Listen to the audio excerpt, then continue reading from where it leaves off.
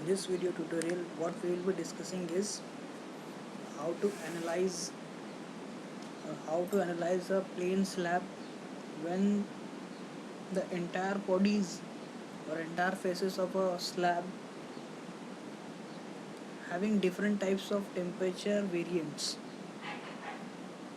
The variations on the aspects of different temperatures, such as the base wall is subjected to different temperature and the side walls are subjected to some other type of different temperatures. So the analysis will be here only a one dimensional steady state heat transfer, and the heat flow analysis will be uh, what we can say, showing a variant in a particular nodal solution. So the analysis is carried out in ANSYS APDL mechanical utility. So this first we have to go for preference,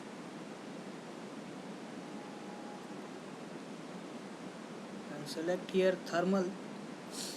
In the most upcoming video, I'll be showing you how to use this structural thermal or individual components, individual modes on the basis of different applications. So by selecting thermal, click on OK, go to post processor, element type, add or delete, edit an element, add one element. So I'm adding solid element and 8 node 77 because I have to create only one slab. Yeah. Go to close, go for material properties, select material models, and from here go to thermal, conductivity, isotropic, and the material which you are using having some thermal conductivity. For simplicity sake, I'll be taking it as 350. Approximately 350 watt per meter Kelvin is the thermal conductivity of copper material. So click on OK. Go for section creation. For section, modeling, create. We have to create one area. Go for rectangular area and by dimension. Here we have to apply one dimension type, 0, tab 45, 0, this will be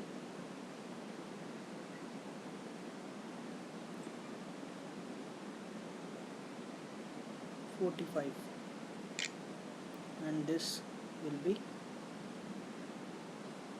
100, because height doesn't vary in y coordinate. Temperature distribution or in one dimensional steady state heat transfer will be constant throughout the entire area. That's why we are taking it as 1 meter. So here is our plane slab. It is directionally created. So now we have to create mesh on this. We have to divide this component into small chunks. So I'm dividing it.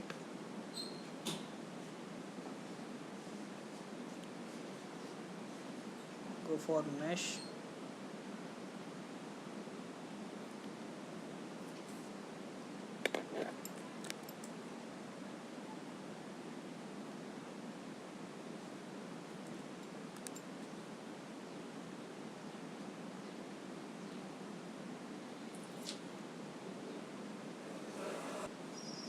Now we have to go for size control of meshing.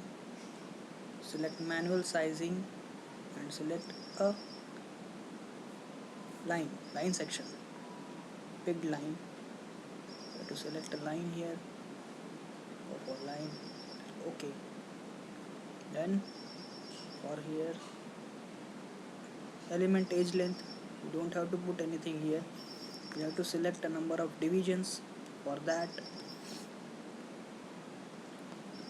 take as much as division as you want. Click on OK. Similarly, go for these sections and also give it as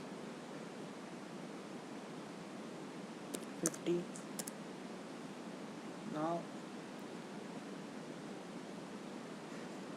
go for mesh.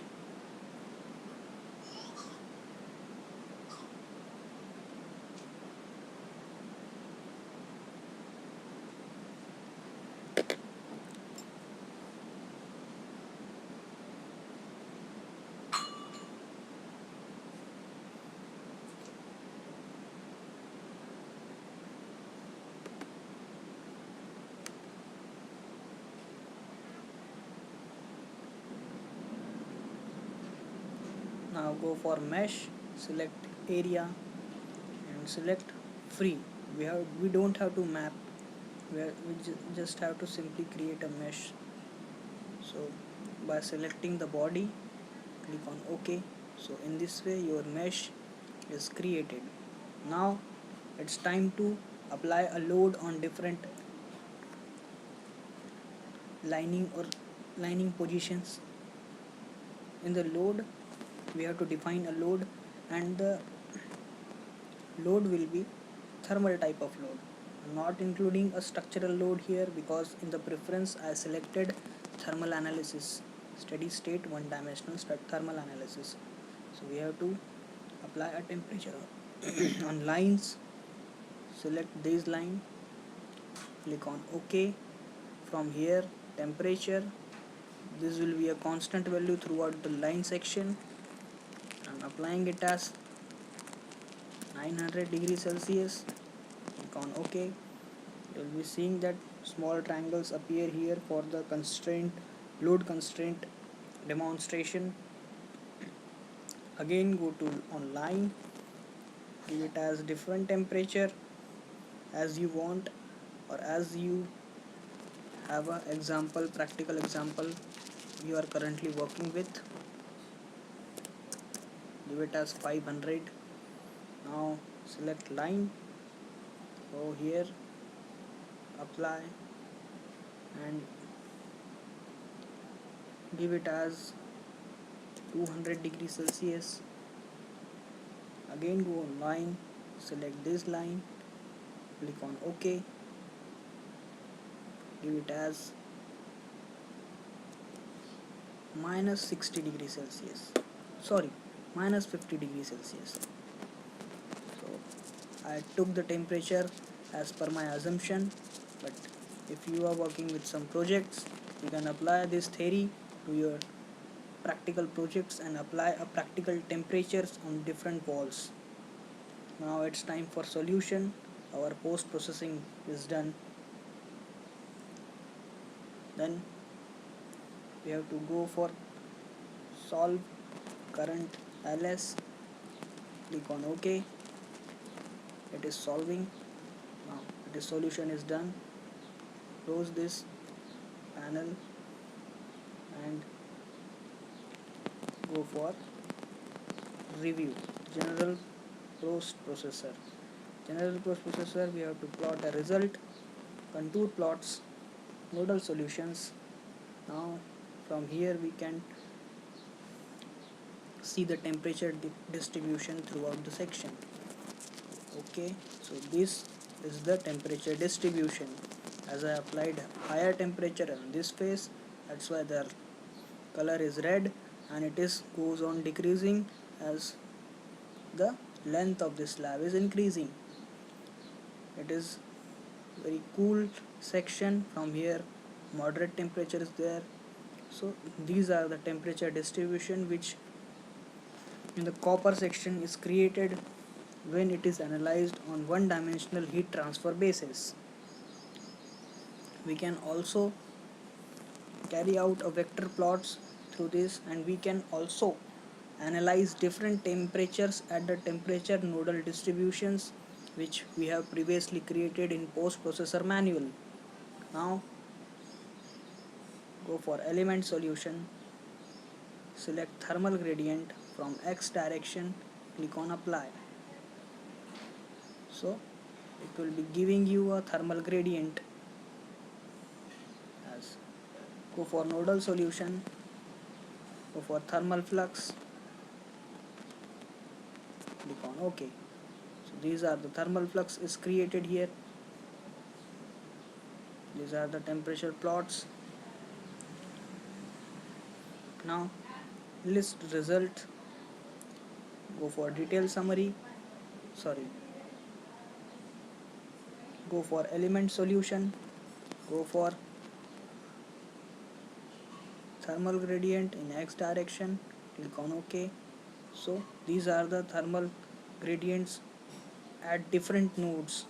We'll be seeing that node 1, node 2, node 3. So it goes on increasing and increasing.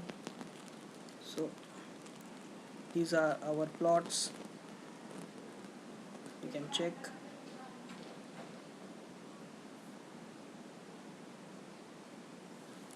So this type of detail analysis we can carry out in one dimensional steady state analysis, but we cannot do it manually.